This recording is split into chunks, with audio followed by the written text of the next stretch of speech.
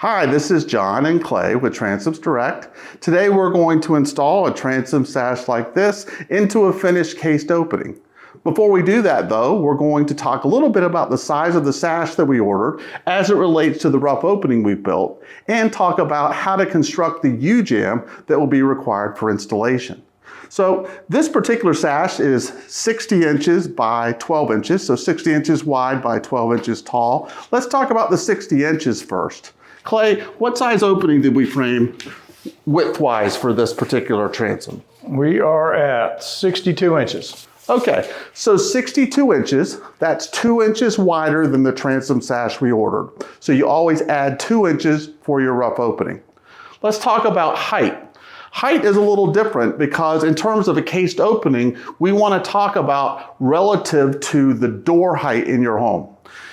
For standard doors, what's the standard height above on the interior of a standard interior door, Clay? 81 inches. Okay, so that's 81 inches from the floor, finished floor, up to the top of your door height, okay? That's something that we want to replicate, because if you have a cased opening and a door sitting next to one another, you're going to want those to line up. You're not going to want to have one higher or lower than the other. So we're going to use door height to determine how we're going to build our U-Jamb. Let's look at that right now in terms of our cased opening, and let's do some measurements. So Clay, why don't you pull 81 inches from our finished floor height, and we kind of had marked this before.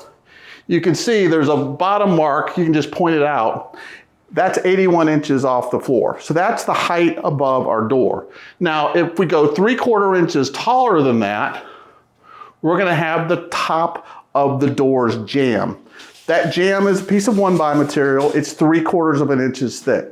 So now we're 81 3/4 off the floor. How much space do we have above that 81 3/4 to work with? 14 inches. Okay, so we have 14 inches above 81 3/4. So we have 14 inches of space for the transom. That's the second rule, which is you always want to frame your rough opening height 2 inches more than the transom sash height that you order.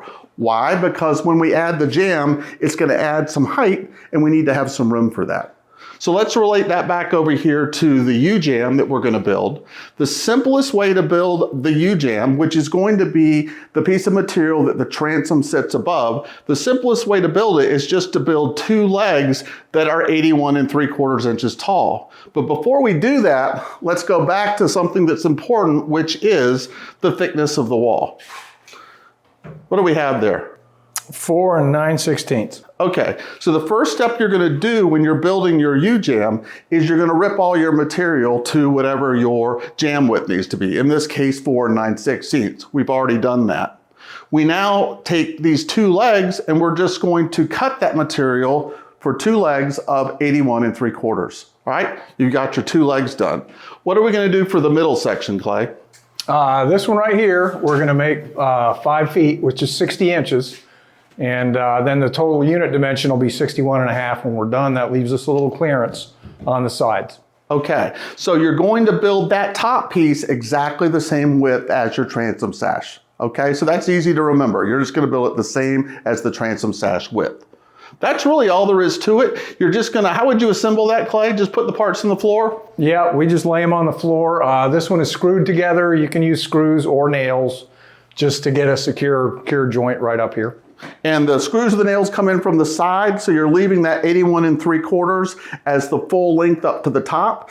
As you can see, that's gonna go right into your opening and give you those 14 inches we were talking about in this particular installation. I think that covers it on how to build a U-Jamb. By the way, we call it a U-Jamb because if you turn it upside down, it looks like a U. So that's just what we call it. Thanks for joining us today.